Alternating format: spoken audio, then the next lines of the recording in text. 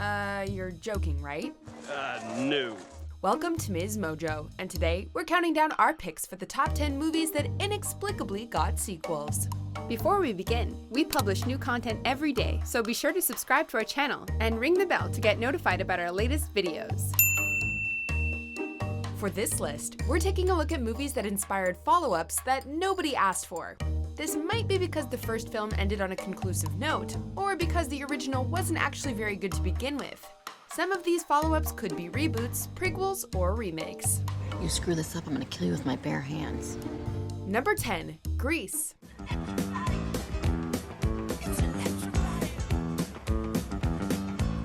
Grease was the word in 1978, but the record-breaking musical didn't really leave things open for a sequel, with Sandy and Danny riding off into the sunset in a flying car.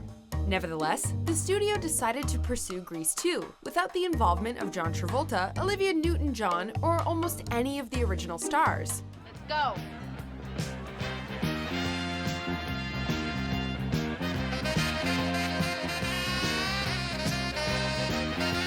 At the time, there were plans to produce a total of 4 movies and a TV show. After the first sequel bombed hard with critics and audiences, however, those plans were quickly scrapped. The sequel was so bad that director Brian De Palma was reluctant to let actress Michelle Pfeiffer audition for Scarface, although he fortunately had a change of heart. So you want to dance, Frank, or you want to sit here and have a heart attack? Number 9, Fantastic Four. Let it be done quickly.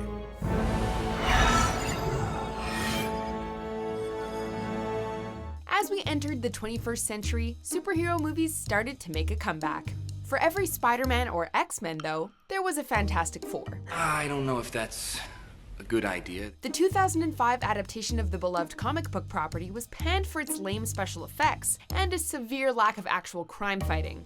Regardless, the film was profitable enough for the studio to move forward with the planned sequel. While Rise of the Silver Surfer received slightly better reviews than its predecessor, it also made less money at the box office. Yeah, nice try, buddy. Since nobody was interested in seeing the story continue, Fox canceled the third installment, and instead rebooted the franchise several years later. We all know how that turned out. We open this door, we're gonna close it.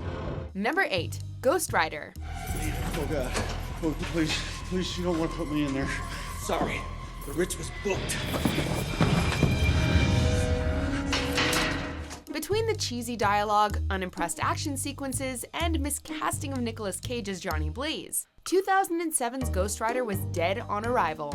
It was a moderate financial success, making just under $229 million against a $110 million budget. It was profitable enough for Cage to reprise his role in Spirit of Vengeance, which hit theaters 5 years after its predecessor. Worst deal I ever made. This time around, though, the budget was slashed to a mere $57 million. Even with a smaller price tag, the sequel struggled to draw in enough audiences to justify a third film. With that, the film rights returned to Marvel, and Ghost Rider made his debut on Agents of S.H.I.E.L.D.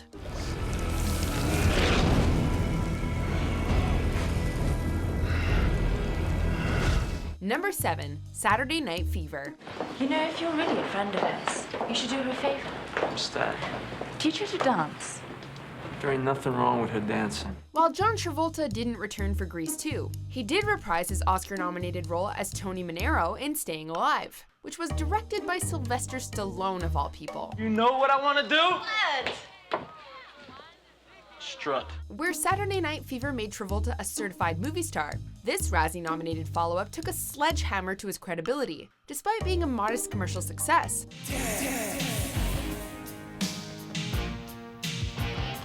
There's a reason why most audiences aren't even aware of the sequel's existence. Film lovers like to pretend Staying Alive doesn't exist, as it forever tarnished the original classic's legacy. Film critic Gene Siskel was especially disappointed with this follow-up to one of his favorite movies, calling it a, quote, typically weak sequel that has no legitimate artistic reason for being. That's it. Relax. What we're having here is a conceptual interpretation problem. Number 6, Dirty Dancing.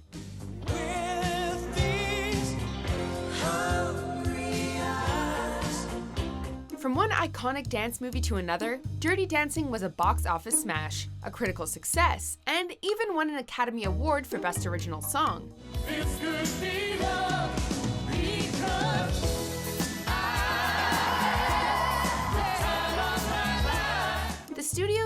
clearly didn't grasp the concept of striking while the iron's hot, as it took almost 2 decades to get another movie.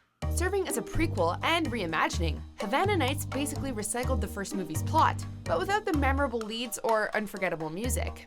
Look at the way they feel the music. They're feeling it all right. The long gap between installments is just one reason why this follow-up was so inexplicable. On top of that, Dirty Dancing was a movie that defined the 1980s. So why make a follow-up that's set in 1958? Where's the revolution tonight? On the dance floor? Number 5, Big Mama's House. Oh, you better put that nasty ass tongue back in your mouth or rip it out! The first Big Mama's House didn't receive glowing reviews from critics, but still managed to find an audience and became a surprise box office hit. Even the people who enjoyed the action comedy, though, weren't exactly demanding a sequel. Moviegoers everywhere collectively rolled their eyes 6 years later, when Martin Lawrence suited up again for Big Mama's House 2. Look, I'm just kidding, okay? Look, I'm up for this. Totally and completely, 100%. As if that wasn't unnecessary enough, we actually got a third movie in 2011, entitled Big Mamas, Like Father, Like Son. It's hard to believe we exist in a world where the Big Mama trilogy is a thing. Let's just hope they don't ever greenlight a fourth movie, because that would be a serious drag. Big Mama don't take orders from nobody. Nobody. Number 4, Grown Ups. Oh, come on. Are you serious? You gonna make us jump? Naked. Of all the live-action Adam Sandler comedies that could have inspired a sequel, why Grown Ups? Another one of your jokes, huh? We might be open to seeing another Happy Gilmore or Billy Madison, but Grown Ups? Really? While the 2010 film was financially successful, it was widely criticized for squandering the talents of Sandler, Kevin James, Chris Rock, David Spade, Rob Schneider, and numerous others. Grown Ups 2 was essentially more of the same, minus Rob Schneider. Both movies felt like excuses for Sandler to hang out with his friends and get paid in the process, which would be acceptable if they had anything funny to say. Somehow, though, these capable comedians made 2 movies that inspired barely any laughs. Hang on, I got a burp start coming. Number 3, Deuce Bigalow, Male Gigolo. Oh. You want me to try? Rob Schneider might have dodged Grown Ups 2, but that doesn't mean he's immune to producing horrible sequels. While critics tore the first Deuce Bigalow apart, it performed reasonably well at the box office and even spawned the most minor of cult followings. That doesn't mean Deuce Bigalow, European Gigolo was at all warranted, however. This whole Gigolo thing was just a mistake. Although the original film didn't set the bar especially high, the sequel was deemed even more disgusting, lazy, and mean-spirited. Actually, Roger Ebert's review was arguably funnier than the movie itself, delivering some of the most straightforward yet brilliant words in all of film criticism. The Pulitzer Prize winner blatantly closed out his written critique saying, quote, "Mr. Schneider, your movie sucks." What? Did I offend you? Number 2, Baby Geniuses. I guess that's all there is to say. Whatever you decide, good luck. A bit like Rugrats, but without the charm or wit, Baby Geniuses would go down as one of the most cringe-worthy movies ever conceived. 1 umbrella 1, 2 umbrella 2. Let's go up to Good night, Amanda. the zoo. There you Good night, see Rachel. a horse that's boo. A big old snake with 1 white shoe. And a zebra in his stripes. Scoring an abysmal 2% on Rotten Tomatoes, the film seemed like an all-time low for family entertainment. Well, apparently somebody thought it was a good idea to make Super Babies Baby Geniuses 2. This uncalled-for follow-up got even worse reviews than its predecessor, receiving a rare 0% on Rotten Tomatoes. Why don't you pick on somebody half your size? I knew it! Where the first film at least made money, the sequel couldn't even earn half of its $20 million budget back. Did anything positive come out of these 2 movies? Well, this line from 40-Year-Old Virgin was pretty funny. Oh, is this the movie about babies that are geniuses? That's about it. If this man wants to conquer the world, what better way than television? That's it. Before we get to our top pick, here are a few honorable mentions.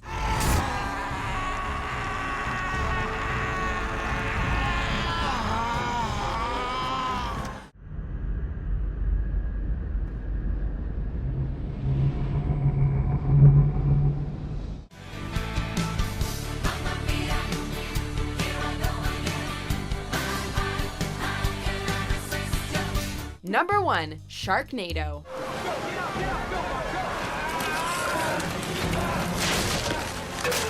A made-for-television sci-fi movie where a cyclone scoops up man-eating sharks?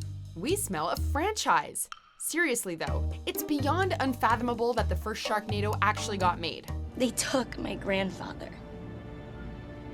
So I really hate sharks. Now I really hate sharks too. What's even more baffling is that this disaster flick inspired not one, not two, but several sequels.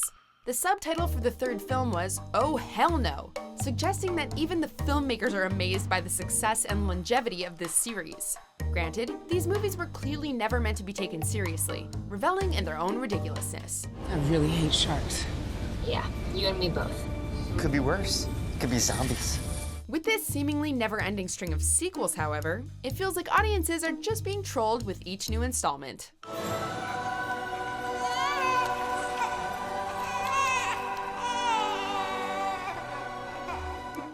Do you agree with our picks? Check out these other great clips from MsMojo and subscribe for new videos every day.